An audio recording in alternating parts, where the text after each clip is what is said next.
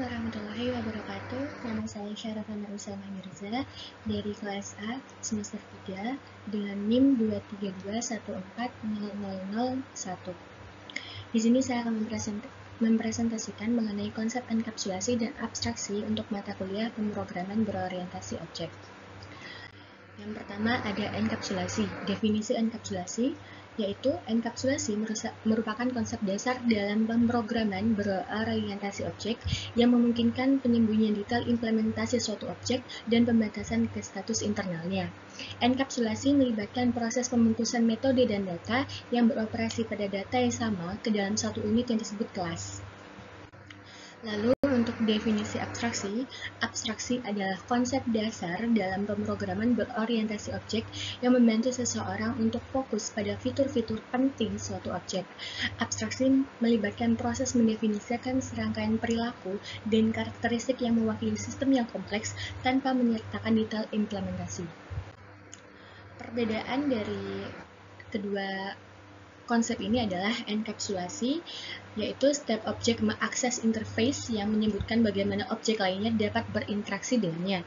Pembungkusan atribut atau behavior sehingga tidak dapat diganti dengan cara yang tidak seharusnya.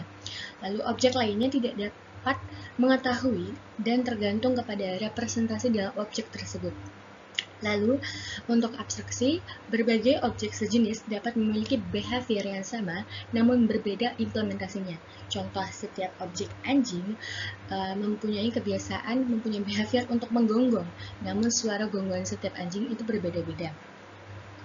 Itulah yang menjadi dasar abstraksi pada OOP, yang dimana abstraksi mendefinisikan behavior yang sama pada setiap objek, namun berbeda dalam implementasinya. Lalu untuk cara kerja enkapsulasi.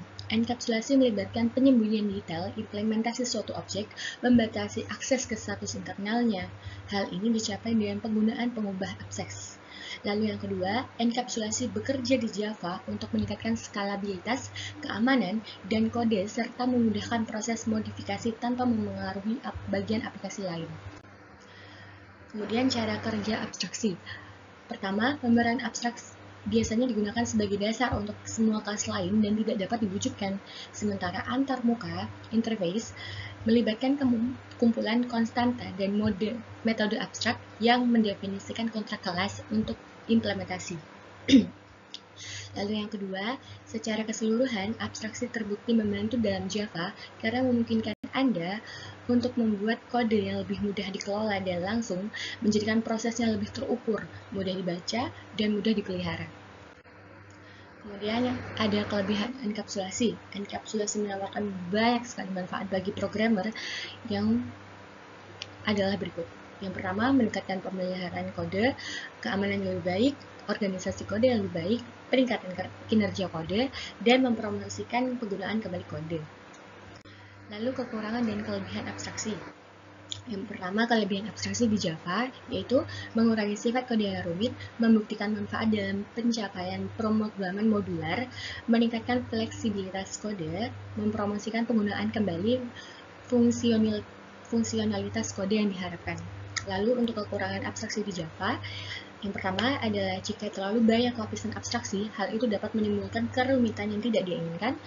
Yang kedua, dapat menyebabkan kode membengkak.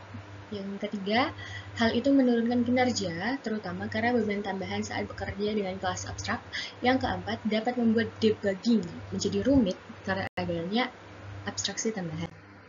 Kesimpulannya, oleh karena itu, untuk menyimpulkan perbedaan utama antara abstraksi dan enkapsulasi merupakan sama-sama konsep penting dalam Java yang utamanya digunakan bersama-sama untuk menciptakan perangkat lunak yang dapat dipelihara dan tangguh. Keputusan mengenai kapan harus menggunakan abstraksi atau enkapsulasi bergantung pada tujuan dan kebutuhan perangkat lunak yang ingin dikembangkan untuk memecahkan masalah tertentu. Terima kasih, sekian dari saya, kurang lebihnya mohon maaf. Wassalamualaikum warahmatullahi wabarakatuh.